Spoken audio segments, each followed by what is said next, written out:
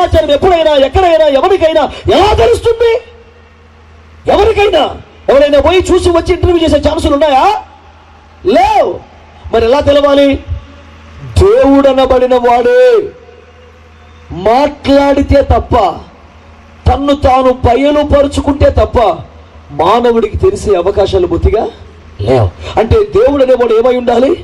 బయలుపరుచుకునే వాడై ఉండాలి, మాట్లాడగలిగిన వాడై ఉండాలి, ప్రత్యక్షం కాగలిగిన వాడై ఉండాలి, జవాబులు చెప్పగలిగిన వాడై ఉండాలి, సందేహ నివృత్తి చేయగలిగిన వాడై ఉండాలి. ఇవేమి లేకపోతే దేవుడువో కాదో అసలు ఏమిటి విషయం? కనుక బిడ్డలారా, కొన్ని సంగతులు మీరు ఆలోచించండి. పూట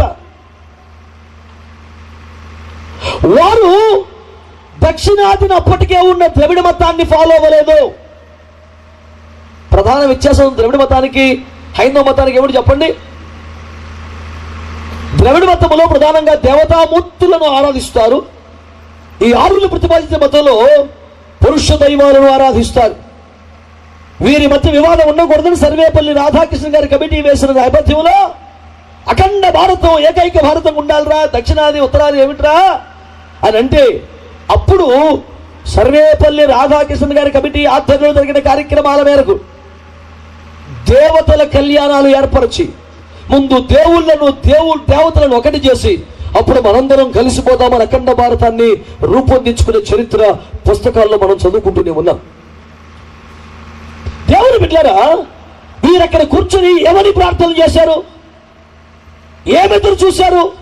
వారికి వచ్చిన జవాబులేంటి? ఆ సమాచారం కొన్ని పుస్తకాల్లో ఉంది. ఆ పుస్తకాల్లో మనం ఏమంటామంటే వేదాలు అనండి. ఒకసారి కొంచెం గట్టిగా. వేదం అనే మాటకు ప్రామాణికం ఏమిటంటే విద్వాన్ ఇది వేద. విద్వాన్ ఇది వేద అంటే వినుట వలన కలుగుచున్నది వేదం. ఆలోచన వలన, తెలివి వలన, చమత్కారం వలన, ఊహా పరిజ్ఞానం వలన రాస్తే వేదం అవ్వదది. ఎండమూరి వీరేంద్రనాథ్ నవలు రాస్తే నవలే కానీ వేదం అవ్వదుగా. హ్యారీ పోటర్ పుస్తకం రాస్తే పుస్తకమే కానీ వేదం అవ్వదుగా. వారు ఎన్ని కోట్ల కాపీలు అమ్ముకున్నా అది వారి అదృష్టం, సౌభాగ్యం తప్ప అంతకన్నా విషయమేమి ఉండదని మీకు జ్ఞాపకం చేస్తున్నారు. ఈ రోజు ఒక సత్యాన్ని మీరు జ్ఞాపకం చేసుకోవాలి. దేవుని ప్రజలారా, దేవుని బిడ్డలారా, వాక్యాన్ని చూడండి. దేవుడు అంటున్నాడు కదా, వాక్యమును ఈ రోజు మనం వేదం అని సంబోధిస్తాం. సత్యవేద గ్రంథం అని బైబిల్ని. ఎందుకు తెలుసా? అది మార్చజాలన్నది ముఖ్యమైన పాయింట్. వేదం అంటే వినుట వలన కలుగుచున్నది. చెప్పండి గట్టిగా, ఏంటది? వినుట వలన. అంటే వీరు తపస్సుల్లో ఆ యొక్క కాశ్మీరములో, హిమాలయాల్లో ఉండగా వారు ఏదైతే దేవుని స్వరాన్ని విన్నారో వాటిని రాసుకున్నారు. అలా రాసిన శ్రేష్టమైన విషయాల సమాహారమే చతుర్వేదాలను మీకు జ్ఞాపకం చేస్తున్నారు. ఇప్పుడు చూద్దాం. ఈ చతుర్వేదములను అనుసరించి దైవ నామాశ్చరణకు మొదటి పదం ఏంటో తెలుసా అండి? ఏమండి, భారతీయములో, హిందూ మతములో దైవం అనగానే వచ్చే మొదటి శబ్దం ఓంకారం. అవునా కాదో చెప్పండి. ఏమిటి అలా చూస్తారు? ఇప్పుడు ఓం అని విన్నారా? విన్నామని కానీ శుభ్మాన కూటం పెట్టుకుంటే చెయ్యికి ఓం ఉంటావేట్రా నువ్వు? అది అనవసరమైన ఉచ్చరింపకూడని పదమేమి కాదు. ఓం అనేది ఒక సంస్కృత శబ్దం, సంస్కృత పదం. అది దానికి తెలుగు మాట వాక్కు అని, వాక్యము అని. హెబ్రీ వాళ్ళు లోగాస్ అన్నారు, ఇంగ్లీష్ వాళ్ళు ద వర్డ్. సంస్కృతంలో ఓం, తెలుగులో వాక్యము అని. అంటే ఆర్యులు, బ్రాహ్మణోత్తములు, వేదకాలపు మునీశ్వరులు, ఋషులు, వేదాలు రాసిన వాళ్ళు దైవం అనగానే వారి నోట వచ్చే మొదటి మాట ఓం అని. ఏ పేరున వాళ్ళు పూజ చెయ్యాలన్నా మొదట పదం మాత్రం ఓంకారమే. ఇప్పుడు మీరు ఆలోచించండి, ఒక మాట చెప్తాను. ఏమండి, దైవ స్తోత్రాల్లో మన భారతీయులు వినాయక నీకే మా మొదటి ప్రణామం అంటూ ఉదయకాలపు స్తుతులు స్టార్ట్ చేస్తారు. అందరికన్నా మొదటి స్తోత్రం వినాయకుడికి అయితే ఆ వినాయకుడి పదానికి కూడా ముందు వచ్చేది ఓం శ్రీ వినాయకనే. అందరికన్నా మొదటి ఇతడైతే అతనికన్నా ముందు ఓంకారం. ఏమిటి ఓం? దేవుడు అన్న భావన గుండెల్లోకి రాగానే వచ్చే మొదటి సౌండ్ ఓం అని. ఆలోచించండి బిడ్డలారా, చివరికి ఎంత సుస్థిరమైన భావన ఇదంటే మాజీ ముఖ్యమంత్రి రాజశేఖర రెడ్డి గారు చనిపోయిన తర్వాత అభిమానులు కొందరు ఆయన కూడా గుడి కట్టారు. మరి గుడి కట్టాక అందులో పూజ చేసి ఒకటి పెట్టాలిగా. నాకు దగ్గర ఎవరో తీసుకెళ్ళి అందులో పెట్టారు.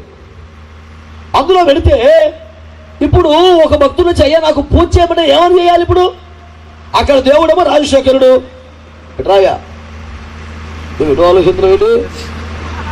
దేవుని బిడ్డారా, ఇప్పుడు ఈ భక్తుడు వచ్చాడు, నేనేమో పూజారిని, రాజశేఖర గుడిలో ఉన్నాను ఉద్యోగానికి, అర్చకత్వం చేయాలి. వచ్చి నాయన నాకు కాస్త పూజ చేసి పెట్టు బాబు, నా పేరు అర్చన చేయను. ఏమిటి గోత్రనామం ఏమిటి, మిగతానామం ఏమిటి? ఓకే అన్నీ అడిగేశాం. ఇప్పుడు పూజ చేయాలి.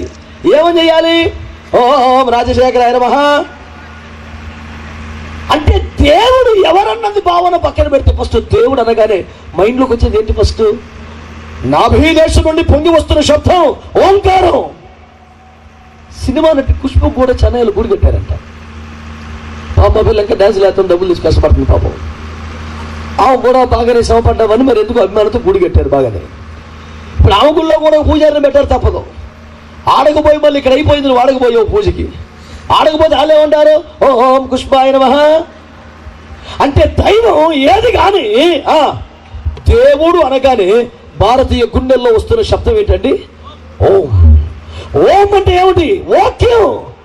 అంటే వేదాలు రాసిన ఆర్యులు బ్రాహ్మణోత్తములు దైవం అంటే మరొకటి కాదు, వాక్యమే దేవుడు అంటూ వారు ఎలుగెత్తు చాటిస్తూ వచ్చారు. ఇంకొక మాట మీకు జ్ఞాపకం చేస్తాను దేవుని బిడ్డలారా, ఒక్క మాట ఆలోచించండి. ఉదాహరణకి ఏమండి, చిన్నప్పుడు స్కూల్లో మాస్టర్ల మొత్తం చెప్పించాలి ప్రార్థన, అసతోమా సద్గమయ తమసోమా జ్యోతిర్గమయ మృత్యోర్మ అమృతంగమయ. ఈ ప్రార్థన గుర్తుందా కనీసం మీకు? అలా చూస్తానే ఉంటారు ఆయన. అసతోమా అనండి, సద్గమయ తమసోమా మృత్యోర్మ శభాష. ఇప్పుడు అసత్యములో ఉన్నామయ్యా సత్యంలో నడిపించు, చీకట్లో ఉన్నామయ్యా వెలుగులోకి నడిపించు, మరణములో ఉన్నామయ్యా జీవంలోకి నడిపించని ఎవరిని అడిగారు? యేసు అన్నారా? అల్లా అన్నారా? రామా అన్నారా? బుద్ధ అన్నారా? ఎవరినన్నారు? అసతోమా సద్గమయ తమసోమా జ్యోతిర్గమయ మృత్యోర్మ అమృతంగమయ అని ఎవరినన్నారు? వినండి, మృత్యోర్మ అమృతంగమయ ఓం శాంతి శాంతి శాంతి అన్నారు. అంటే ఎవరిని అడుగుతున్నారు? అసత్యములో ఉన్న సత్యములోనికి నడిపించు, తమస్సు చీకట్లో ఉన్న వెలుగులోకి నడిపించు. మృత్యోర్మ అమృతంగమయ్య, ఆ అమృతం మరణం లేని ఆ జీవంలోకి తీసుకెళ్ళు బాబు అని ఎవరిని అడుగుతున్నారు? మళ్ళీ ఓంకారాన్ని అడుగుతున్నారు. అంటే పూజ ఏదైనా, ప్రార్థన ఏదైనా వేదకాల పురుషులు ఆర్యోత్తములు బ్రాహ్మణోత్తములు చెప్పిన మొదటి సత్యం ఏమిటంటే దేవుడంటే వాక్యం తప్ప ఇంకొకటి కాదు అని. స్తోత్రం చెప్పండి ఒకసారి, చెప్పాలి చక్కగా హల్లెలూయ. అసత్యములో నుండి చీకట్లో నుండి మరణములో నుండి విడిపించగలిగిన వాడు ఎవరంటే వాక్యమైన దేవుడేనని. వాక్యమైన దేవుడైతే ఇక వాక్యం అన్నోడు మీ ఓడేనా? నువ్వెందుకలా ఫిక్స్ అవ్వాలి? మేము అలా అనుకోవట్లేదు, మా ఓడు అనుకుంటున్నాం. కరెక్ట్, మీ ఓడా మా ఓడే కదా, అసలు ఒకడేలే. నేను చెబుతున్న సువార్త 2 నిమిషాల్లో మీరు మనమే గమనించాలని కోరుతున్నాను బిడ్డలారా. వాస్తవం ఏమిటంటే అతడు చెబుతున్న ఒక మహాసత్యం, నేను అసత్యములోను చీకటిలోను మరణములోనూ ఉన్నానని. ఇలా ఎందుకు చెప్పాల్సి వస్తుంది తెలుసా అండి? చాలా మంది మేము సత్యములోను పవిత్రతలోనూ ఉన్నామని భ్రమిస్తున్నారు, పాపులమని ఒప్పుకోవడానికి సిద్ధంగా లేరు. ఉదాహరణకి అనకాపల్లి 4 రోడ్ల సెంటర్లో శ్రీ శ్రీ శ్రీ త్రిదిండి చినజీయర్ స్వామి వారు ఒక మహారథం మీద నిలబడి అశేష జనావాహిని ఉద్దించి ప్రసంగిస్తున్నారు. వారు ప్రసంగం చేస్తూ ఏమన్నారో తెలుసా అండి? క్రైస్తవులు ఎప్పుడు మేము పాపులమని ఏడుస్తూ ఉంటారు. అవును, వారు పాపులే, అలా ఏడవటమే కరెక్ట్ అన్నారు వారు కోపంగా. ప్రజలు విజిల్స్ వేశారు, చప్పట్లు కొట్టారు, వేరే వ్యవహారం అనుకోండి. నేను వెంటనే విలేకరుల సమావేశం పెట్టాను, ఖండనిచ్చాను, పోలీసుల ద్వారా సమాచారం పంపించాం, మీడియా ద్వారా లేఖలు పంపించాం, జవాబులు రాలేదు వేరే విషయం. కానీ నేను చెప్పే సువార్త వినండి బిడ్డలారా. నేను అడుగుతున్నది అప్పుడు ఇప్పుడు ఎప్పుడు ఒకటే. అయ్యా చినజీయర్ స్వామి వారు, మీరు పెద్దవారు, మహావైదిజ్ఞానం కలిగిన వారు, దేశ దేశాలు సంచరించిన వారు, 12 ఏళ్ళ వైదిక విద్య తృణప్రాయంగా గెలిచిన వారు, తిరుగులేదు మీ జ్ఞానానికి శభాష్. అయితే క్రైస్తవులు పాపులు పాపులు అన్నారు. నేను ఒప్పుకుంటాను, మీరు అన్నది 100% కరెక్ట్, పాపులమే శుభం. అయితే అదే నోటితో ఎవడు కాదో చెప్పేస్తే పోతుంది కదా. క్రైస్తవులు పాపులు పాపులు 100% పాపులే. మరి ఎవరు కాదు, పెద్దవారు జ్ఞానం కలిగిన వారు మీరే చెప్తే పోతుందిగా, పిల్లవాడు నాకెందుకు?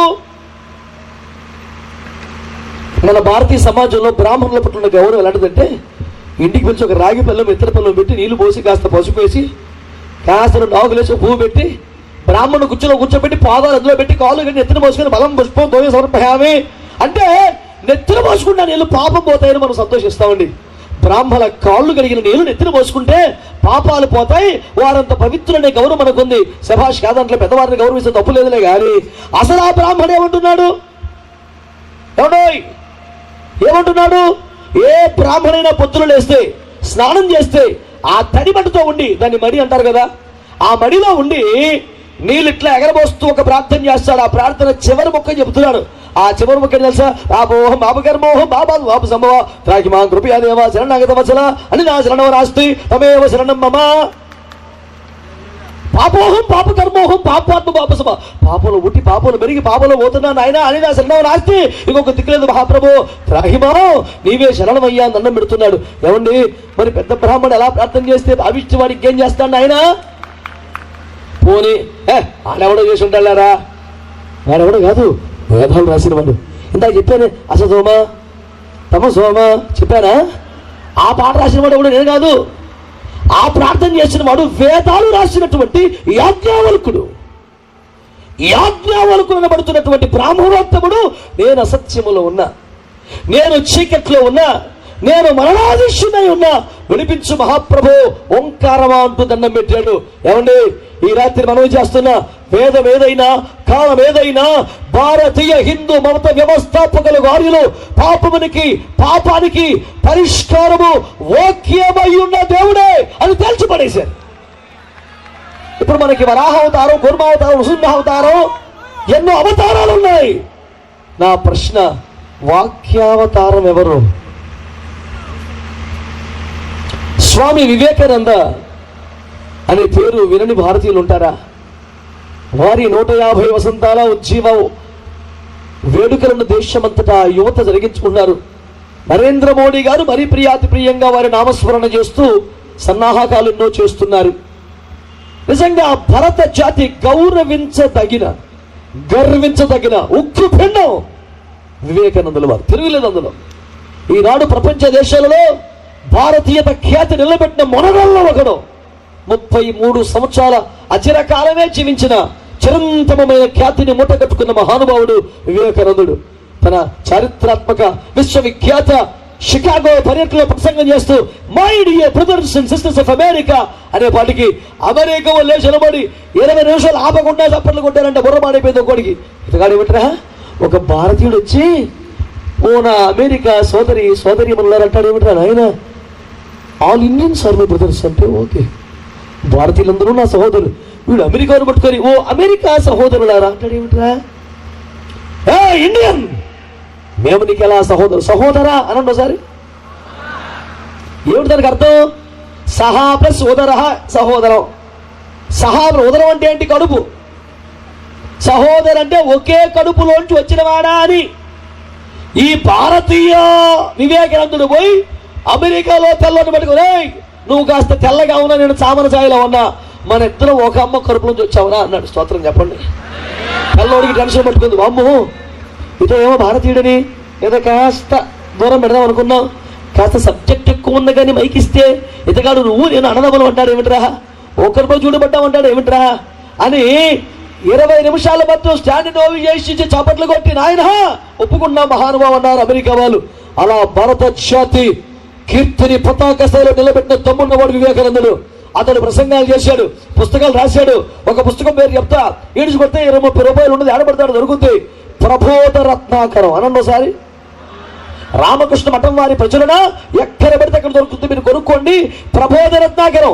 ఆ పుస్తకంలో మొదటి పేజీ పీఠిక ప్రిఫేస్ అక్కడ రాస్తాడు ఆయన. ఆ వివేకానందుడు ఏమని రాశాడు చెప్పనా? ఆది యందు వాక్యము ఉండెను, వాక్యము దేవుని వద్ద ఉండెను, వాక్యమే దేవుడు ఉండెను, సమస్త మాయములుగా కలిగెను, కలగడం ఏది ఆయన లేకుండా కలగలేదు.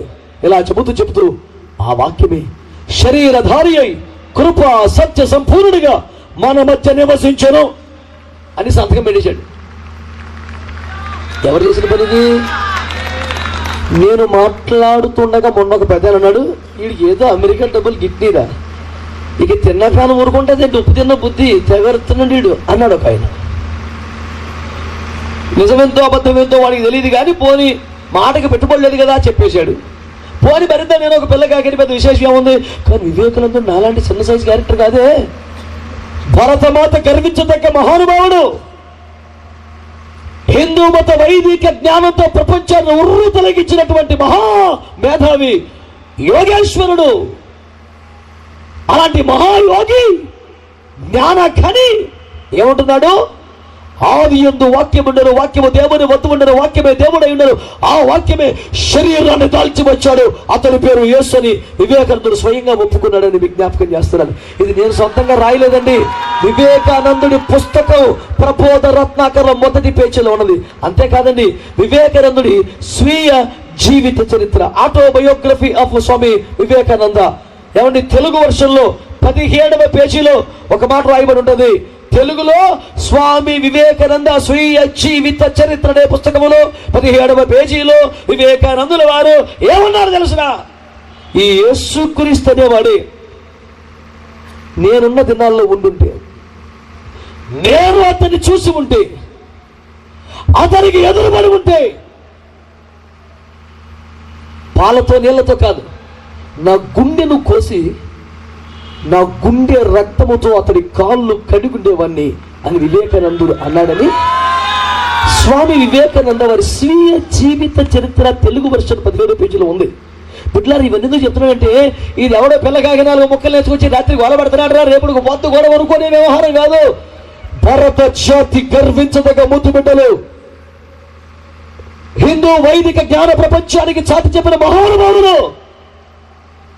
నేటికి ఈ దేశ యువత ఎవరిని స్ఫూర్తిగా తీసుకోవాలో, ఎవరిని ఆదర్శంగా తీసుకోవాలో ఆటి వైదిక జ్ఞాన బ్రహ్మని పిలువబడ్డవాడు చెబుతున్నాడు, యేసుక్రీస్తే ఆ వాక్యమైన దేవుడిని.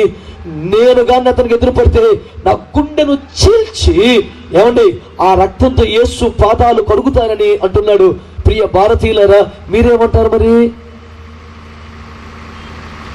నన్ను గురించి విదేశీ డబ్బుడు కమ్ముడు అయిపోయాడు అన్నట్టే అలాంటి పెద్దవారి గురించి కూడా మీరు మాట్లాడేస్తారా? కాబట్టి కాస్త ఆలోచించమని మనం చేస్తున్నాం ఈ పూట. ఒకటే ఏత వాత చెప్పొచ్చే సమాచారం. సార్, మీరు మత భేదములని, విదేశీ మతమని, అన్య మతమని, నిమ్న కులాల వారి దగులుబాజీ వ్యవహారం అని మీరు పేరు పెట్టిన ఈ మార్గములో మేము విదేశీ దేవుణ్ణి కాదు, మన పితరులు ఆరాధించిన దేవుణ్ణి ఆరాధిస్తున్నాం. దేవునికి స్తోత్రం చెప్పండి గట్టిగా, చెప్పాలి చక్కగా హల్లెలూయా. ఇంకా 2-3 మాటలు చెప్పిన ముందుకెళ్తాను బిడ్డలారా. మన పితరుల యొక్క ఓంకారం గురించి మాత్రమే కాదు బిడ్డలారా, మీరు ఒక్కసారి ఆలోచించండి. అవతారాల గురించి కూడా ఒక్క మాట మీకు చెప్తాను దేవుని బిడ్డలారా. మనకున్న దశావతారాలు మీకు తెలియనివి కాదు. ప్రతి అవతారము దాని కార్యార్థము తేటగా వేదాల్లో రాయబడింది. ఉదాహరణకి మత్స్యావతారం ఉంది, కూర్మావతారం ఉంది, వరాహావతారం ఉంది, నరసింహావతారం ఉంది, వామనావతారం ఉంది, బలరామకృష్ణ అవతారం ఉంది, కల్కి అవతారం ఉంది. ఇలా అవతారములలో ఒక్కొక్క అవతారాన్ని ఎందుకు ధరించారో వారు తేటగా గ్రంథములో రాసి ఉంచారు. ఏమండి, ఒక్కటైనా పాప క్షమాపణార్థమై అన్న ఒక్క అవతారాన్ని మీరు నాకు చూపిస్తారా దేవుని బిడ్డలారా? చివరికి ఏమండి, కృష్ణావతారం గురించి, బలరామకృష్ణ అవతారం గురించి వారు సెలవిచ్చింది ఏమిటంటే, ఇదిగో యదా యదా హి ధర్మస్య గ్లానిర్భవతి భారతి ధర్మ సంస్థాపనార్థాయ సంభవామి యుగే యుగే అని చెప్పారు. ఏమండి, ఎక్కడైనా ఎవరన్నా మన ఊర్లో అశుభం అమంగళం అనుకోకండి. ఎవరైనా చనిపోయారు అనుకోండి, గంటసారి వారి గీత కాసి చేస్తారు భగవద్గీత. ఇక వారు ఏమని పడతారు? పరిత్రాణాయం సాధూనాం వినాశాయ చతుష్పదం ధర్మ సంస్థాపనార్థాయ సంభవామి యుగే యుగే. అర్జున,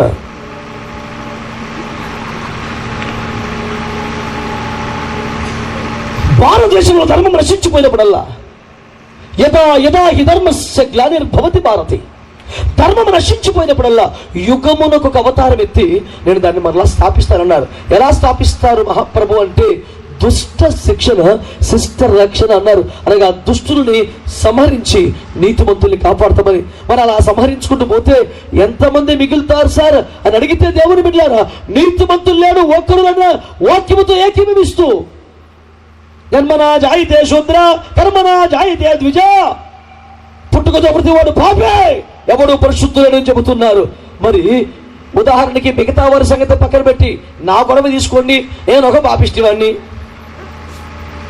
నాకు నరకం తప్పి స్వర్గానికి వెళ్ళే మార్గం ఉంటే బాగుపడదామని ఆశ కలుగుతుంది. క్షమించగలిగిన వాడు ఉంటే బుద్ధి మార్చుకొని బతికి మార్చుకొని నరకానికి పోకుండా స్వర్గానికి పోవాలని ఆశ ఉంది. క్షమాపణ లేదా అని వెతుకుతున్నాను. ప్రతి తండ్రి బిడ్డకు ఒక అవకాశం ఇస్తాడే, ప్రతి ఉపాధ్యాయుడు విద్యార్థికి అవకాశం ఇస్తాడే, ప్రతి కంపెనీ వర్కర్స్కి అవకాశం ఇస్తుందే. మరి ఆ దేవుడు అన్నవాడు పాపకు ఒక ఛాన్స్ ఇవ్వకూడదా? ఇక సంహరించడమేనా? క్షమాపణ లేదా? భరించేవాడు విడిపించేవాడు లేడా? ఇలా టెన్షన్తో బాధలతో ఎదురు చూస్తూ ఉండగా ఒకే ఒక పిలుపునబడింది. ఏంటి తెలుసా? పాపులను రక్షించుటకు క్రీస్తు యేసు లోకములోనికి వచ్చాడు. చేతులెత్తి చప్పట్లు కొట్టి దేవుని మహిమపడతాం ఒకసారి. ఆమేన్, హల్లెలూయా. ఇప్పుడు నాకు క్షమాపణ కావాలి. యేసు క్రీస్తు ప్రభువారి అవతారములోనే ఆ క్షమాపణ గురించిన వాగ్దానం ఉన్నది. క్రియాత్మకంగా సర్లే ఎవడు పుస్తకంలో వాడికి సపోర్ట్గా రాసుకుంటాడు, ఇక చెప్పుకుని పెద్ద చేసి ఉంది. అందుకనే ఈ పుస్తకాన్ని నేను కాసేపు ఆపి మన పుస్తకం కూడా చెప్తున్నాను. నేను మీరు గమనిస్తే దేవుని బిడ్డలారా, ఒకే ఒక సమాచారం మీకు ఇచ్చిన ముందుకెళ్తాను బిడ్డలారా.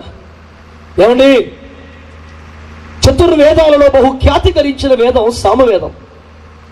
ఈ సామవేదంలో తాండీయ మహాబ్రాహ్మణం, అందులో పురుష సూక్తం అనే దాంట్లో ఏకవాక్య శ్లోకం ఉన్నది. మీకు జ్ఞాపకం చేస్తాను.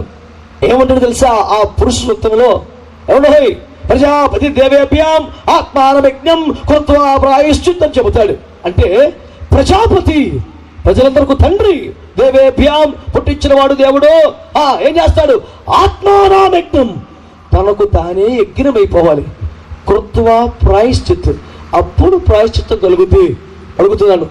సకల దేశములలో సకల అవతారములలో ఒక భారతదేశమే కాదు, ఇంకా చాలా దేశాలు ఉన్నాయి కదా. ఇన్ని దేశాలలో ఎప్పుడైనా ఎక్కడైనా ఎవరైనా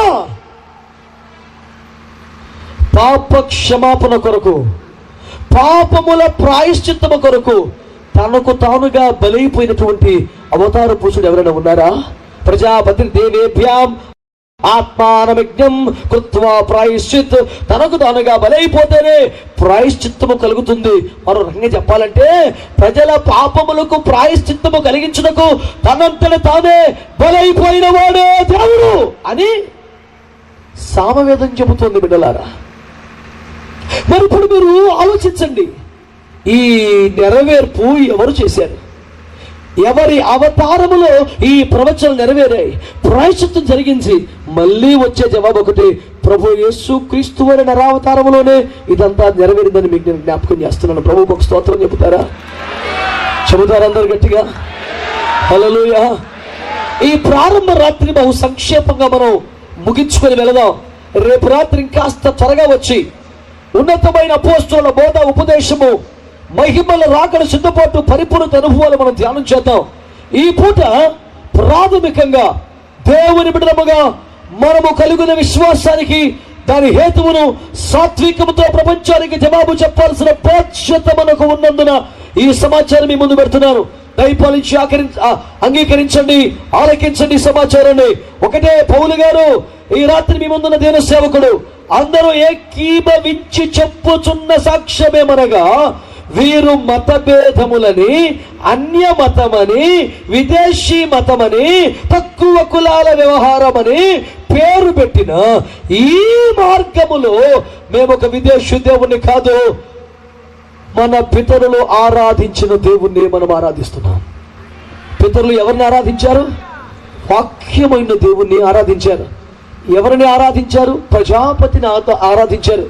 ఆ యజ్ఞ పశువును ఆరాధించారు. ఇంకెందుకు, ఇంకొక మాట చెప్తాను బిడ్డలారా. ప్రతి సంవత్సరం వసంత ఋతువులో ఆ యొక్క ఆర్యులు దేవుని బిడ్డలారా కాశ్మీరంలో కూర్చొని వారు ఒక బలి అర్పణ చేసేవారు. వారు ఏ బలి అర్పణ చేసేవారు? ఎన్నో రకాల మేధాలు ఉండేవి. అందులో ఒకటి అజా మేధం. అజా అనగా మేక, మేధం అంటే బలివడం. ఏమిటిది అని అడిగితే, ఒక నిర్దోషమన్న మగ మేక పిల్లను తెచ్చి బ్రతికుండగా దాని చర్మాన్ని వలిసి దాని నెత్తి మీద బలుసు కప్పది కొట్టి కాల్చేతులలో మేకులు కొట్టి అది చనిపోతే 3వ నాడు సంజీవిని పోసి ఏదో చేసి మొత్తానికి బతికించే ప్రయత్నం చేస్తూ ఉండేవారట ఆర్యులు. అయ్యా ఆర్యోత్తమ ఎందుకు అలా చేస్తున్నారయ్యా అంటే, ఇలా జరిగితేనే పాప క్షమాపణ జరుగుద్ది విశ్వానికి అని చెప్పారు. ఏమండి, ప్రతి సంవత్సరం ఆర్యులు చేస్తున్నారు. ఇది ఎవరిలో నెరవేరిందంటారు?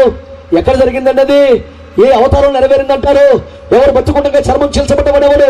నెత్తున బలుసు కంప కొట్టబడింది ఎవరికి? చేతుల కాళ్ళలో మేకులు కొట్టబడింది ఎవరికి? ఎవరు చనిపోయి 3వ నాడు తిరిగి లేచినాడు? ఇవన్నీ ఆలోచిస్తే ఇది కూడా ప్రభు యేసుక్రీస్తు వారి అవతారములోనే నెరవేరింది. ఏమండి, ఒక్క మాట అంటానండి, రామాయణాన్ని మహామలుపు తిప్పినటువంటి అగస్త్య మహాముని, రామునికి ఆదిత్య హృదయ మంత్రం నేర్పి రావణాసుని ఓడించేలా చేసినటువంటి అగస్త్య మహాముని పురాణ పీఠికలో ఏం చెబుతాడంటే, రే నేను ఒక కలగన్నాను రా నేను. ఏమిటి తెలుసా? ఈ భూమి మీద ఒక మహా సద్బోధకుడు పుట్టాడు. అతను అద్భుతమైన బోధనలు చేస్తుంటే అశేష ప్రజావాహిని వెంబడిస్తూ వచ్చారు. అతనికి 12 మంది శిష్యులు ఉండేవారు. ఇతని ఆ శిష్య పరంపర కొనసాగుతూ ఉన్నది. విస్తృతమైన బోధనలు చేస్తూ సంచరిస్తున్నాడు. అతని జనబాహుల్య ప్రపంచనాన్ని తట్టుకోలేక అసూయ చెందినవారు, మత పిచ్చి గలవారు అతన్ని చంపేస్తారు. చంపేసిన తర్వాత 3వ రోజున ఆ సద్బోధకుడు మళ్ళీ బతికాడురా.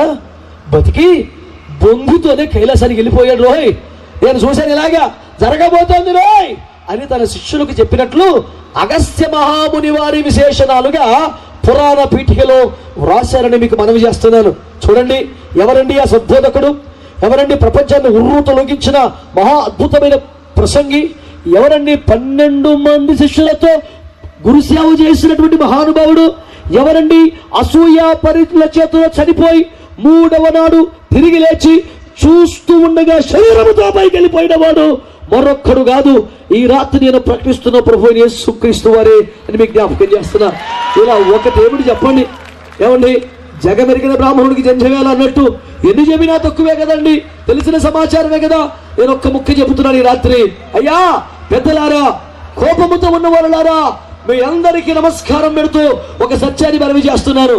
ఏమండి, మీరొక్కసారి పరిశీలిస్తే తేలుచున్న ఫలితం ఏమనగా, దొరుకుతున్న జవాబేమనగా, వీరు మత భేదములను పేరు పెట్టిన ఈ మార్గములో మేము ఒక విదేశీ మతాన్ని, అన్య మతాన్ని కాదు, మన పితరులు ఆరాధించిన దేవుణ్ణి ఆరాధిస్తూ ఉన్నాం. ఆ ఓంకారాన్ని ఆరాధిస్తున్నాం, ఆ వాగ్దేవుణ్ణి ఆరాధిస్తున్నాం,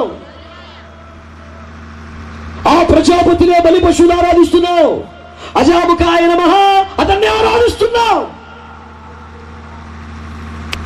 ముమ్మాటికి క్రైస్తవ్యం అన్యమతం కాదని విజ్ఞాపకం చేస్తున్నారు.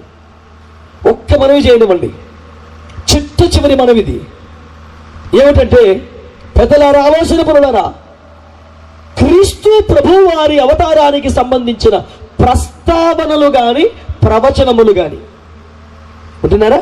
ప్రస్తావనలు గాని ప్రవచనములు గాని భారతీయ హిందూ మత విశ్వాస ఆధారమైన వేదములలో ఉన్నాయా లేవా? చతుర్వేదాలలో ఎక్కడ యేసుక్రీస్తు ప్రభు అవతారమునకు సంబంధించిన ఒక్క ప్రస్తావన గాని ప్రవచన గాని లేదని ఎవరైనా అంటారా?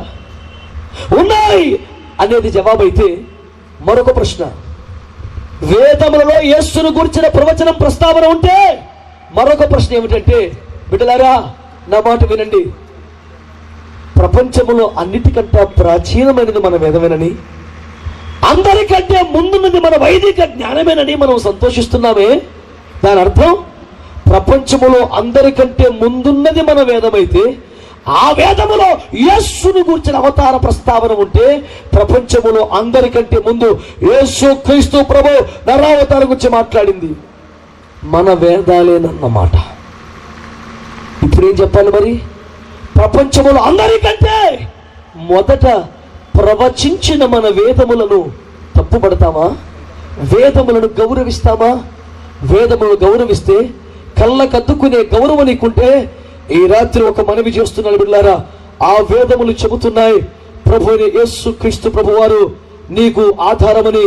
అన్యదా శరణము నాస్తి త్వమేవ శరణం మమ. అంతకన్నా వేరు గత్యంతరం లేదు. యేసు నామాన్ని మనము చేపట్టాలని, యేసు ప్రభువుని ఆరాధించాలని లేఖనాలు అన్ని కూడా ఎలుగెత్తి ఘోషిస్తున్నాయి. అందుకనే పౌలయ్య గారు చెబుతున్నారు, అయ్యా వీరు మత భేదములను పేరు పెట్టిన ఈ మార్గములో విదేశీ అన్య మతం కాదు నాయన, మన పితరుల దేవుణ్ణి నేను ఆరాధిస్తున్నాను. చేతులెత్తి మన ప్రభువుని ఒక్కసారి స్తోత్రాలు చెల్లిద్దాం. ఒక దేశమేం కర్మ, ఒక గ్రంథం ఏమిటి? పారసీక మత గ్రంథంలో ప్రభు ప్రస్తావన లేదా? యూదా మత గ్రంథంలో ప్రస్తావన లేవా? బౌద్ధ మత గ్రంథంలో ప్రస్తావన లేవా? ఏమండి, నువ్వు ఏ గ్రంథం తీసుకున్నా అందులో యేసుని గురించి ప్రస్తావన. మతాన్ని బొత్తిగా పట్టించుకొని ప్లేటో, సోక్రటీస్ లాంటి మేధావులు కూడా క్రీస్తు ప్రభుని గురించి మాట్లాడకుండా ఉండలేకపోయారని నేను మీకు జ్ఞాపకం చేస్తున్నాను. చివరికి మన జాతి పిత మహాత్మా గాంధీ సర్వసంగ పరిత్యాగంతో, వైరాగ్యంతో ఒంటిపైనటువంటి విలువైన వస్త్రాలు పరిత్యజించారు తప్ప ఎప్పటికీ తన చేతుల్లో బైబిల్ మాత్రం పక్కన పెట్టలేదే. గాంధీ తాత బొమ్మ గీమనగానే కనిపించేది ఏమిటి? వారి ఉత్తరీయంతో పాటు గడియారం, కర్ర, చేతిలో బైబిల్. ఎప్పటికీ విడదలేని ముద్రగా గాంధీ మహాత్ముని చేతుల్లో బైబిల్ ఎందుకు ఉండిపోయింది? అది కేవలం కథల పుస్తకం అనుకున్నందుగా. యేసుక్రీస్తు ప్రభు వారి కొండ మీద ప్రసంగం ఆధారంగా సాత్వికులు ధన్యులు, వారు భూలోకాన్ని స్వతంత్రించుకొందురు అన్న మాటను స్వీకరించి ఏమండి వారు దేశానికి అద్భుతమైన స్వతంత్రాన్ని తెచ్చిపెట్టిన వాస్తవాన్ని మనం మర్చిపోయామా? ఈ రాత్రి మీకు మనవి చేస్తున్నాను, పదే పదే ఒకటే వేద ఘోష. ఏమిటది? పేర్లు విదేశీ మతమని, అన్య మతమని పెట్టారు, కానీ మనము మన పితరుల దేవుణ్ణి ఆరాధిస్తున్నాం. ఏ గంగలో మనం కలిసిపోలేదు, వైదిక జ్ఞానమే పాటిస్తున్నాం. అందును బట్టి దేవునికి ఒక స్తోత్రం చెప్పండి గట్టిగా. సరే, ఆ జవాబు అలా ఉంచితే బుద్ధిగా బైబిల్ పట్టుకొని చర్చలకు పోతున్నారుగా. మన వ్యవహారం ఎలాగుందో ఒక్క ముక్క తెలుసుకొని పోదాం ఈ పూటకి. మిగతా తగు రేపు చూద్దాం. ఇక్కడ మాట్లాడుతున్నాడు, ఈ మార్గమున. చెప్పండి చెప్పండి అందరు గట్టిగా. ఏ మార్గం అది? ఏ మార్గం అది? హెబ్రీ పత్రికలో మాట్లాడుతున్నాడు, అయ్యా తన శరీరమును తనను చీల్చుట ద్వారా ఆయన ప్రతిష్ఠించిన నూతనమైన జీవము కలిగిన ఈ మార్గములో మనము తండ్రి యొద్దకు చేరుచున్నాము. చప్పట్లు కొట్టండి గట్టిగా, ఒకసారి గట్టిగా చప్పట్లు కొట్టి స్తోత్రం చెబుదాం. యేసుక్రీస్తు ప్రభు మార్గం పరలోకానికి ఏకైక గత్యంతరమని ఒప్పుకున్నాం, వచ్చాం, బాగానే ఉంది. కానీ ఈ మార్గం ఏ మార్గం అటండి? ఈ మార్గం ఎలాంటి మార్గం అట చెబుతున్నాడు. ఇది నూతనమైన మార్గం అనండి గట్టిగా ఒకసారి. ఇంకొంచెం పెద్దగా అందామండి. జీవము కలిగిన మార్గం అనండి. ప్రతిష్ఠ కలిగిన మార్గం అనండి. నేను అంటున్నాను, ఈ మార్గం అట ప్రభు అంటున్నారు, తన శరీరం అనే తెరను చీల్చుట ద్వారా ఏర్పరిచిన మార్గం అంట. కొండను తొలిచి రోడ్లు వేస్తేనే అబ్బా ఏమి సొరంగంతో వేశారు, అబ్బా సముద్రంలో పిచ్చియా, ఏమి ఆ జ్ఞానం, ఏమిటి 12 కిలోమీటర్ల మీద పిచ్చి కట్టేశారా, అయ్యి బాబు ఏమిటా ఇంజనీరింగ్ కౌశలం, శభాష్. ఇవన్నీ మెచ్చుకోవాలైతే కొండను తొలిచిన వాడికి, దెబ్బలు కుర్చేసి రోడ్డు వేసిన వాడికే అంత ప్రశంస లభిస్తే, నా ప్రభు గురించి ఒక్క మాట చెప్పనా? తన స్వంత శరీరం అనే తెరను చీల్చి మహిమలోనికి మనకు ఒక మార్గం ఏర్పాటు చేసిన దేవునికి చప్పట్లు కొట్టి మహిమ తెలియజేద్దాం. హల్లెలూయా. వాడిని వీని కొట్టి రోడ్డు వేసినోడు కాదు ఆయన, దాని దీన్ని కూర కొట్టి రోడ్డు వేసినోడు కాదు ఆయన. ఆయన ఏం చేశాడు? తన స్వంత శరీరమునే చీల్చి మహిమలోనికి ఒక నూతన మార్గాన్ని ఏర్పాటు చేశాడు. ఇప్పుడు మనవి చేస్తున్నా, ఈ మార్గం ఏమండో, ఈ మార్గం విదేశీ మార్గం కాదు, కానీ ఖచ్చితంగా నూతన మార్గం అనండి ఒకసారి గట్టిగా. ఏ మార్గం అండి? ఏ మార్గం అండి అంటే పాతవి గతించిన దేవునికి స్తోత్రం చెప్పండి గట్టిగా. ప్రాచీన స్వభావం పోవాలి, ప్రాచీన పురుషుడు చావాలి, నవీన స్వభావాన్ని ధరించుకోవాలి. పాత బ్రతుకు, పాత కోరిక, పాత ఆశలు, పాత విధానాలు అవన్నీ కూడా పక్కన పెట్టి ఒక నూతన మార్గంలోకి రావాలి. రోమాపత్రిక 6వ అధ్యాయం 4వ వాక్యంలో ప్రభు చెప్పిన మాట ఏమిటంటే, కాబట్టి తండ్రి మహిమ వలన క్రీస్తు మృతుల్లో నుంచి ఎలాగూ లేపబడ్డాడో అలాగే మనము కూడా నూతన జీవము కలిగి నడుచుకొనున్నట్లు. అందరూ స్తోత్రం చెప్పండి గట్టిగా. ఎందుకండి బాప్తిస్మాలు పొందేశాం మనం? ఎందుకండి యేసు ప్రభు దారిలో పోతున్నాం మనం? చెప్పనా కారణం? నూతన జీవము పొంది నడుచుకొనున్నట్లు బాప్తిజం పొందుతున్నాం. అంటే ఒక నూతనమైన నడక ప్రారంభించాలనే ఆశ లేకపోతే బాప్తిస్మం పొందటం వల్ల నీకు ఉపయోగం లేదు అని మీకు జ్ఞాపకం చేస్తున్నాను. దేవుని బిడ్డలారా, ఈ మార్గం నూతనమైన మార్గం. అనండి గట్టిగా, ఏ మార్గం అండి? చెప్పాలి, ఏ మార్గం అండి? ఇందులో మన పాత విధానాల్లో ఎందుకని మీరు శ్రద్ధగా గమనించండి. రాత్రి పాత విధానములు ఏవి మనల్ని రక్షించలేదు, ఏది కూడా మన పాపానికి ప్రాయశ్చిత్తం కలిగించలేదు. సిలువలో యేసు క్రీస్తు వారు చేసినటువంటి బలియాగం వల్లే మనకు పాప క్షమాపణ లభించింది. ఇప్పుడు మనల్ని బాగు చేసిన అని మాట విందామా? ముసలమ్మ ముచ్చట్లకు ఓటేద్దామని చెప్పండి మీరు. ఉదాహరణకి ఏమన్నా ఒక్క మాట మీరు పట్టించుకోండి. బెతెస్దా కోనేరు దగ్గర 38 ఏళ్ళుగా పడి ఉన్నాడు ఒకడు. యేసు ప్రభు వారు వచ్చి బాగు చేశారు. లేచి పరిపెచ్చుకున్నాడు అన్నారు ప్రభు. అలా అనగానే వాడు స్వస్థత పొందినవాడై, బలము పొందినవాడై లేచి పరిపెత్తుకొని దర్జాగా వెళ్ళిపోతున్నాడు. ఈ లోపు గ్రామ పెద్దలు, ఏమిట్రా దాస్తేకం ఇది విశ్రాంతి దినమే, ఈ రోజున బరువు మొయ్యకూడదే, తెలియదానికి ధర్మశాస్త్రం కటా కింద అంటూ కోపడ్డారు. అలా తీసుకెళ్ళిపోతున్నాడు. ఏమిట్రా మర్యాద లేదా నీకు? ధర్మశాస్త్రం వినటం కాక పెద్దవాళ్ళని చెబుతుంటే లెక్కలేకుండా పోతావా? ఏమిట్రా నీ ధైర్యం అని అడిగితే వాడు చెప్పిన ఆన్సర్ అని తెలుసా? ఈ రూల్స్ అని నాకు తెలీదు, నన్ను బాగు చేసిన వాడు నీ పరుపు ఎత్తుకుని నడవమని చెప్పాడు. కొట్టు గట్టిగా చెప్పండి సరి. వీడికి ధర్మశాస్త్రం, వీడికి రూల్స్ ఇవన్నీ అక్కవి. ఇప్పుడు వీడికి ఏమిటి కావాలి? నన్ను బాగు చేసినాడు ఏం చెప్పాడు అంతవరకే. ఇది విశ్రాంతి దినమే, నీ పరుపు ఎత్తుకున్న తగ్గదే. మోషే ధర్మశాస్త్రం ముందు ఒకరు కట్టెలు ఎరుచుండగా వాడిని రాళ్లతో కొట్టి చంపలేదా? ఎరుగవా ధర్మశాస్త్రం నీవు అంటే ఎలా అలా? ఏమిట్రా మొండితనం కాదు, ఉద్యమం. ఏమిట్రా ఉద్యమం? నన్ను బాగు చేసినోడు నన్ను పరుపెత్తుకోమన్నాడు, నేను మోస్తాను తప్ప దించను. స్తోత్రం చెప్పండి గట్టిగా. ఆడు ఊరెల్లా తిరుగుతుండే ఎత్తి మీద పరుపెట్టుకొని. మనం భక్తి చేస్తే చేశారు, నోరు మూసుకొని ఉండొచ్చుగా. ఏంట్రా అలాగా? నన్ను బాగు చేసినోడు ఎట్లా చేయమన్నాడు, ఇక నేను ఆగను. స్తోత్రం చెప్పండి ఒకసారి. నశించి నరకానికి పోతున్న నా జీవితాన్ని ఆయన అడ్డుపడి ఈ మహాకార్యం జరిగించాడు. ఒక స్తోత్రం చెప్పండి గట్టిగా. ఆయన ఏమన్నాడంటే, నీవు అనుభవించిన ప్రేమను ప్రకటించిన నాయన, ప్రభువునికి చేసిన మేలును సాక్ష్యంగా చెప్పురా బిడ్డ అన్నాడు. ఇక ఆపటం ఎవడి వల్ల అయ్యే పని కాదు. దేవునికి ఒక స్తోత్రం చెప్పుకోండి గట్టిగా. ఇప్పుడు మనకి ఇంపార్టెంట్ ఏంటంటే, మనల్ని బాగు చేసిన ప్రభు ఏ మార్గం మనకు చూపించాడు. అది ఇది నూతనమైనది, ఒక నూతన మార్గం, నూతన ప్రకటన, నూతన సమర్పణ, నూతన ఉద్యమం, నూతన దిశ మనకు చూపించడు యేసుక్రీస్తు ప్రభువారు. ఈ నూతన మార్గమును పాతవి పక్కన పెట్టి మనం వెళ్ళాల్సిన అవసరం ఉంది బిడ్డలారా. ఒక్క మాట వినండి. అవును, నేను మీరు జ్ఞాపకం చేస్తున్నాను. తప్పిపోయిన కుమారుడు బుద్ధి వచ్చినప్పుడు ఇంటికి పోదాం అనుకున్నాడు. నాన్నగారు పరలోకానికి మీకు విరోధంగా పాపం చేశాను, క్షమించమని వేడుకుందని ప్రిపేర్ అయ్యాడు. వెళుతూ ఎంతైనా ఇంతకాలం ఈ పందులతో ఉన్నాం కదా, పాపం వాటితో కలిసి పడుకున్నాం, కలిసి తిన్నాం, ఇప్పుడు ఎలాగోని ఒక పంది పిల్లలు సంకలం పెట్టుకుని ఇంటికి వస్తే తండ్రి గారు చేర్చుకుంటారు చెప్పండి మీరు? రే ఆ బతుకుని అక్కడే వదిలేసిరారా అంటాడు ఆయన. స్తోత్రం చెప్పండి గట్టిగా. ఏది కానీ బిడ్డలారా, నూతన జీవితంలోనికి నువ్వు నూతన తీర్మానంతో రమ్మని ప్రభు పేరట మనవి చేస్తున్నాను. రెండవది, ఈ మార్గాన్ని గురించి ఏమని చెప్పబడిందంటే బైబిల్ గ్రంథంలో, ఇది నూతనమైందే మాత్రమే కాదు, ఇది జీవము కలిగిన మార్గం అంట. చెప్పండి అందరు గట్టిగా.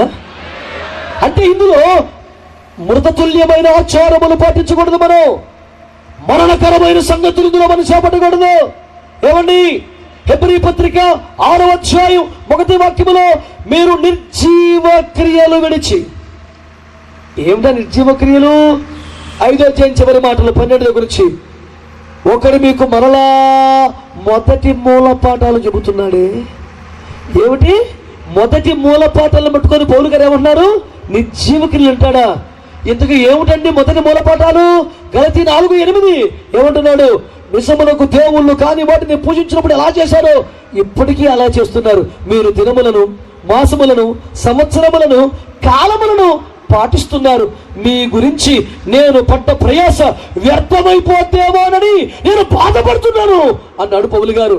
అంటే ఈ ఆచార సంబంధమైన కర్మకాండ వ్యవహారాలు ఉన్నాయి చూసావు, ప్రభు అంటున్నాడు అవి నిర్జీవ క్రియలు, మృతతుల్యమైన కార్యాలు. ఏమని చెబుతున్నాడు?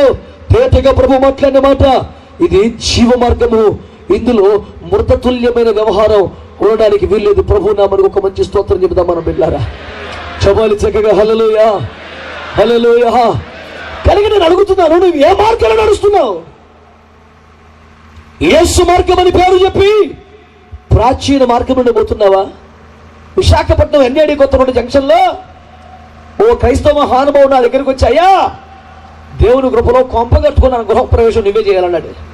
వద్దేనయ్యా నేను చేయను, నా రూల్స్ వివాహం ఎన్ని మీకు ఇబ్బందిగా ఉంటాయి, మీకు వంతపాడే బ్యాచ్ ఉన్నారు, చేయించుకో బాబు నన్ను వదిలే అన్నారు. లేదు లేదు సార్, మీరు ఎలా చెబితే అలాగే, ఏ రూల్స్ పెడతారు రూల్సే అలాగే చేస్తానండి. అది బాబోయ్, ఈ బోధని ఉపదేశాన్ని తట్టుకుని నిలబడే వైజాగ్ ఉన్నాడా?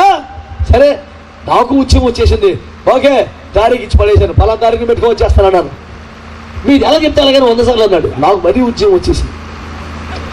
అయితే పోతూ పోతూ అతగాడు ఏమన్నా తెలుసా, అయితే గారు చిన్న మనం అన్నాడు. నాకేంటి ఫీలింగ్, ఇప్పుడు 100 రూల్స్ ఒప్పుకున్నాడు, ఒక్కటి మనం ఒప్పుకోకపోతే ఏం బాగుంటుందిలే, పర్లేదు చెప్పన్నాను. అదేమో తెలుసా, మీ ఇష్టం నేను, కాకపోతే తెల్లవారుజాము 4 గంటలు చేశారు గృహప్రవేశం అన్నాడు.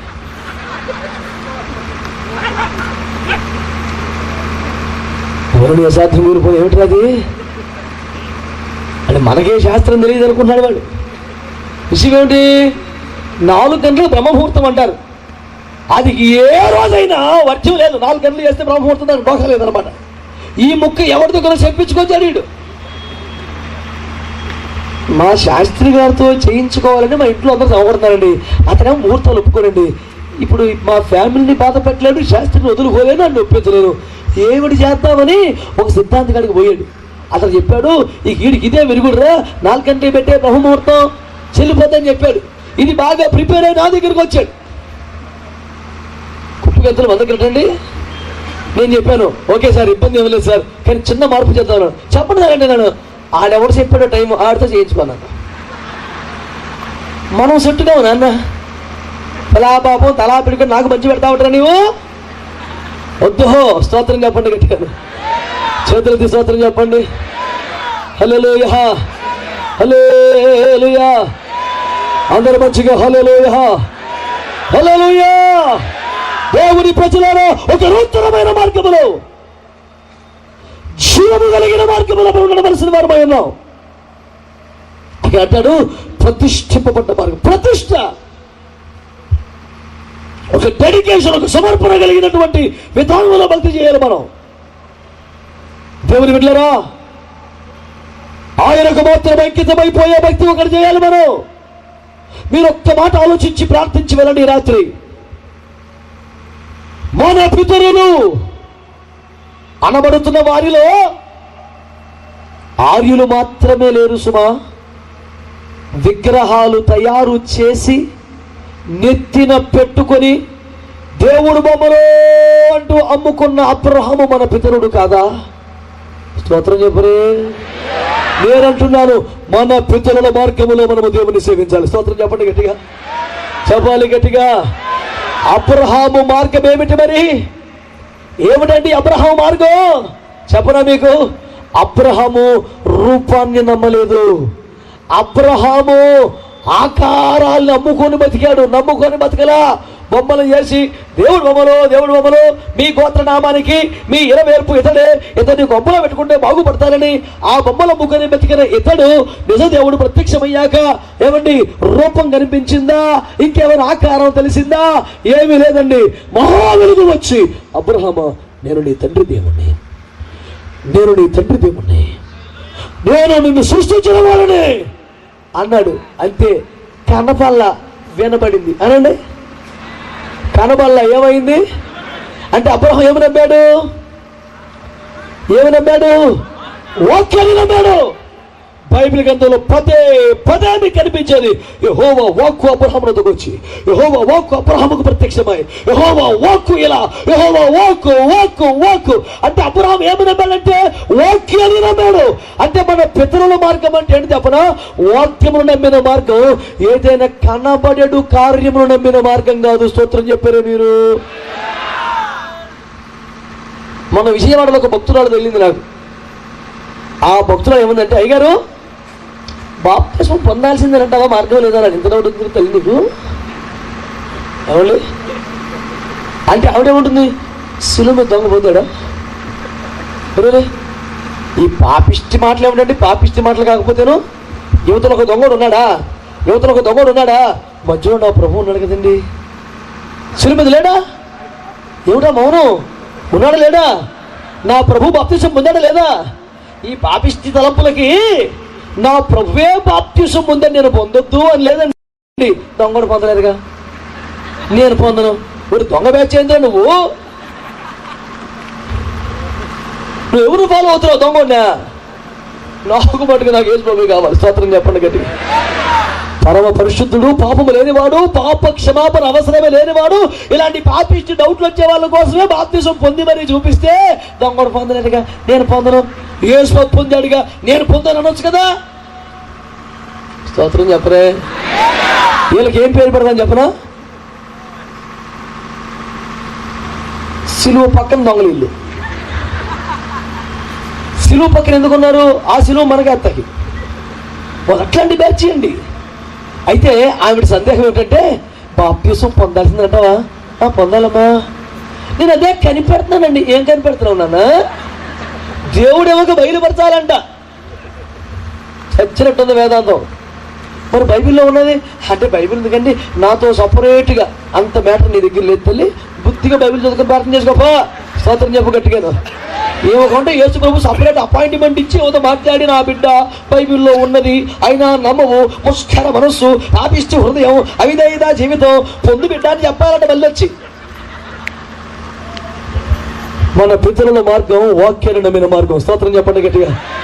చెప్పాలి గట్టిగా హల్లెలూయా. చెప్పాలి సంతోషంగా హల్లెలూయా. మన పితరుల మార్గంలో దేవుని సేవించడం అంటే వాక్యాన్ని నమ్మి నడుచుకోవడం, విన్న వాక్యాన్ని బట్టి. ఆమేన్ అని చెప్పండి గట్టిగా ఒకసారి. ఆమేన్. అబ్రామా నేను చూపించే దేశానికి వెళ్ళాలంటే చాలు కదా, ఇంకేం చూపించావు ప్రభా? ఆ దారి ఎట్లుండును? వినపడింది వెళ్ళిపోతున్నాడు అంతే. నీ మార్గం ఎటులుండును తెలుసుకో, నీ గమ్యం ఎటులుండును తలచుకో. నీ మార్గం దేన్ని బట్టి? వాక్యం అనండి సరే. చెప్పండి ఏమిటండి బిడ్డలారా? ఒక్క మాట శ్రద్ధగా గమనించండి. అబ్రహాము దగ్గర ఇంకొక మాట చెప్తాను బిడ్డలారా. అబ్రహాము మార్గం ఏంటో చెప్తాను మీకు నేను. అబ్రహాం గారికి 12వ అధ్యాయంలో ప్రయాణం స్టార్ట్ అయింది సార్. 13వ అధ్యాయంలో కోట్ల రూపాయలు డబ్బులు వచ్చేసింది. స్తోత్రం చెప్పరా గట్టిగా. దరిద్రం వదిలిపోయింది, ఐశ్వర్యం కగిలింది. స్తోత్రం చెప్పండి. ఇప్పుడు ఒక్కసారిగా వెండి బంగారములు, ఐశ్వర్యములు, అష్టైశ్వర్యాలు, దాసదాసీలు, పాడి పంటలు సమృద్ధిగా కలిగాయి. ఏం చెయ్యాలో ఆలోచించుకోవడానికి ఉక్కిరి బిక్కిరి అయిపోయే సంపద వచ్చేసింది. అప్పుడు మనం ఏం చేశాడు? అపార్ట్మెంట్ల మీద అపార్ట్మెంట్లు కట్టాడా? ఎట్ట కడతాలి? అప్పుడు అంత టెక్నాలజీ లేదు. ఎందుకు లేదు? 11వ అధ్యాయంలో బాబేలు గోపురం ఉంది. టెక్నాలజీకి కరువు లేదు నాన్న. కొంపు కట్టుకునే ఐడియా లేక కట్టుకోవడం కాదు. అతను ఏం చేశాడట? 13వ అధ్యాయం ముగింపులో అతడు హెబ్రోనులో గుడారము వేసుకునేను. చెప్పండి చెప్పండి చెప్పండి. ఎందుకట? పాపం పేద రోజులని డబ్బులు లేని రోజులు కదండి పాపం. అది కాదు నాన్న, ఐశ్వర్యవంతుడిగా ఉన్నాడు. పూటకి 400 మందికి సంవత్సరాలు కొద్దు తిన్నట్టు మేపాడు. అంత సౌండ్ పార్టీ వాడు ఏమన్నారు చెప్పండి? చిన్న గుడిసేసుకొని, యేసుని పోలిన జీవితమే చాలు పేదకు ఈ భూమిలో, అనుదినమాయన అడుగు జాడలను వెంబడించుట మేలు. ఎందుకని ఎందుకు నాయనా, నిన్ను పోలిదే జీవితం, నీ తోడిదే లోకం, నిన్ను చేరుడే గమ్యం, ఇంతకన్నా నాకెందుకు మహానుభావం అని లేకపోయి సత్రంలో తలదాచుకోవడం కాదు నాయన, ఉండి కూడా గుడి చేసుకుని బతికాడు సార్. చెప్పండి, లేకపోతే బతికే బతుకులు దారిద్ర్యం అంటారు అనండి. లేకపోతే బ్రతికే జీవితాన్ని ఏమంటారు? ఉన్న అనుభవించకుండా ఒక సాధారణ జీవితాన్ని గడిపితే దాన్ని ఏమంటారు తెలిసిన? వైరాగ్యం అనండి. అనండి ఒకసారి. మన పితరుల మార్గం వైరాగ్యపు మార్గం. స్తోత్రం చెప్పండి గట్టిగా. అంటే లేక అట్లా అడ్జస్ట్ చేయాలంటారా, ఉన్నా వదిలేసారంటారా? కొంచెం చెప్పినా గట్టిగా. ఇప్పుడు మోషే గారండి 80 సంవత్సరాలు సైకిల్ కొనలేదు పాపం. 80 సంవత్సరాలు కాళ్ళు నడకనే 80 ఏళ్ళు నడిచాడు. ఏం పాపం పేదరికమా? రాజరికాన్ని పల్లకి మోతనట్టు దాన్ని వచ్చాడు. స్తోత్రం చెప్పండి గట్టిగా. ఇది అల్పకాల పాప భోగం, నాకు వద్దా అన్నాడు. అదే మనం ఏమంటాం? దేవుని ఆశీర్వాదం బ్రదర్, దేవుని బ్రదర్, హల్లెలూయా బ్రదర్. మన వెర్షన్ వేరు నానా. లేకపోతే సర్దుకోవడం దరిద్రం. ఏం చేస్తాం సర్దుకోక లేనప్పుడు? పాయింట్ అది కాదు. ఉన్నా వద్దనుకుంటే దాని పేరు వైరాగ్యం. అబ్రహాము వెండి బంగారుల ఐశ్వర్యాలు కలిగిన వాడే ఏం చేస్తాడండి? 400 మందిని పోషించి వారిని సైనికులుగా తయారు చేశాడు. కానీ తాను మహాసుఖభోగాలు అనుభవించక ఒక గుడారం వేసుకొని బతికాడు. ఆదికాండం 11:15 చెప్తుంది. ప్రభువుకు స్తోత్రం చెప్పండి మీరు గట్టిగా. చెప్పాలి గట్టిగా. హల్లెలూయా చెప్పండి. ఇస్సాకు గారు కూడా ఎలా బతికారండి? తన తండ్రి అయిన అబ్రహాము దినములలో తాను త్రవ్వించిన బావులను ఫిలిస్తీన్లు వచ్చి పూడ్చివేయగా మళ్ళీ ఆ బావులన్నీ త్రవ్వించాడు. స్తోత్రం చెప్పండి గట్టిగా. అంటే ఇస్సాకు మార్గం, తండ్రి మార్గం. స్తోత్రం చెప్పండి గట్టిగా. ఇలా ప్రారంభం నుండి మన పితరుల మార్గం ఇలా సాగుతుండగా మూడో ఓడొచ్చాడు తేడాగాడు, యాకోబు. వాడు మాట మార్చాడు, మోసం చేశాడు, దొంగతనం పెట్టాడు, పోతులు చేశాడు, ఆస్తులు కొట్టేశాడు, కొప్పల మీదకి వచ్చాడు, కత్తి పట్టుకొని పెద్దవాడు. తప్పు అయిపోయింది బాబాయ్ అని కాలు పట్టుకుంటాడా? ఆడొప్పుకోడు. పోనీ నాన్న వెనకాల నాన్న అన్నాడా? అది చేయడు.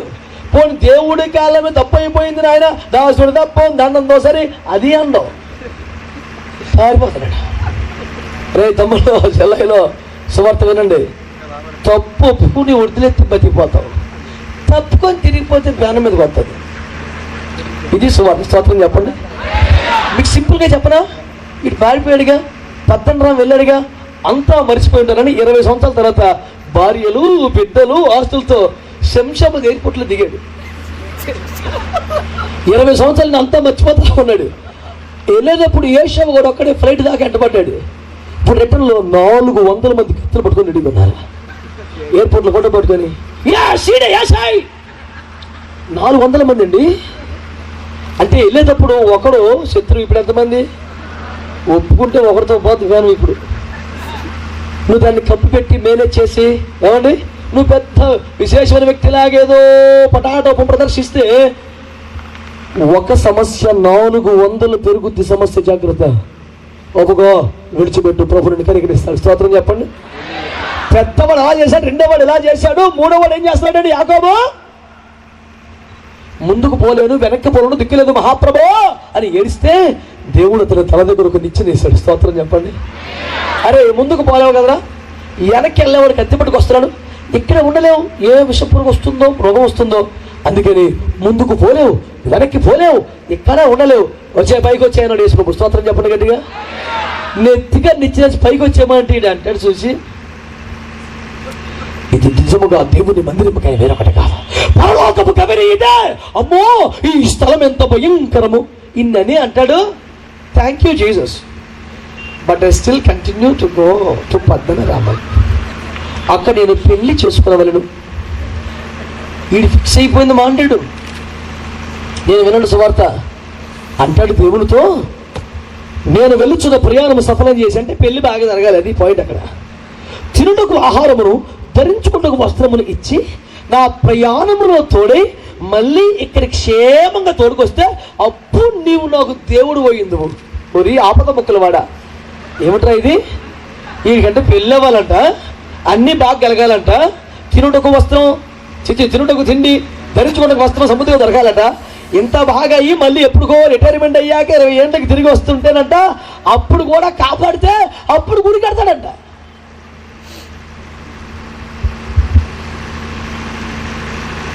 అందుకని యాకోబుకు వచ్చింది ఏంటి తెలుసా అండి? 20 సంవత్సరాలు నరక సమానమైన జీవితం. దేవుడిని ఎదురు ఒక నిచ్చెన మార్గం వేశాడు. అరే, ముందుకు పోయిన డేంజరే, వెనక్కి పోయిన డేంజరే, పైకి రా అంటూ దేవుడికి ఉన్నతమైన మార్గం చూపిస్తే ఒక్కొక్క మెట్టు ఎక్కి మహిమలోకి ప్రవేశించకుండా అతడు ముందుగా అనుకున్న మార్గం వైపే వెళుతున్నాడు. ఎక్కడికి పోవాలనుకున్నా అటే పోతున్నాడు. ఏం చేద్దామనుకున్నాడు అదే చేస్తున్నాడు. కాకపోతే నువ్వు అనుకున్న రూట్లోకి రానయ్యా, నేను అనుకున్న పనులను నువ్వు చేసి పెడితే ఇవన్నీ తీరిపోయిన తర్వాత అప్పుడు వచ్చి నీకు కానుకిస్తానంటున్నాడు. అలా వెళ్ళేందుకు యాకోబుకి ఏం జరిగిందండి? 20 సంవత్సరాలు పగలు ఎండకి ఎండాడు, రాత్రి మంచుకు తడిశాడు. నిద్ర కళ్ళకు దూరమైంది. శాపం జీవితాన్ని ఏలుబడి చేసింది. 20 ఏండ్ల తర్వాతైనా సుఖం వచ్చిందా? అందరినీ తీసుకుని ఇంటికి వస్తుంటే శత్రువు ఎదురు పడ్డాడు. ఒక పక్క ఒక భార్యని బిడ్డల్ని, ఒక పక్క మరొక భార్యని బిడ్డల్ని పంపించి వేశాడు. ఆస్తులు మందులు పంపించాడు. కష్టపడ్డ సంపాదన అంతా సైతాన్ గారికి సందా ఇచ్చాడు. సర్వనాశనం అయిపోయింది. దిక్కుముక్కు లెక్క నేడుస్తున్నాడు ఎబ్బోకి నిలబడి. వినండి, ఏది లాభం, ఎక్కడ సుఖం? తమ్ముడు, చెల్లి, అన్నయ్యక్క, ఈ రాత్రి నీ మార్గం పై మార్గం అయితే నీవు దీవించబడతా. నువ్వు ముందనుకున్న మార్గమే, అదే ఆశ, అదే కోరిక, అదే తలంపు, అదే నిర్ణయంతో వెళ్ళిపోతావా ఈ రాత్రి? లేకపోతే నీ ఎదుట దేవుడు ఉంచిన నిచ్చెన ఉన్నతమైన జీవ మార్గంలోకి వస్తావా? తలలు ఉంచి కన్ను మూసుకో.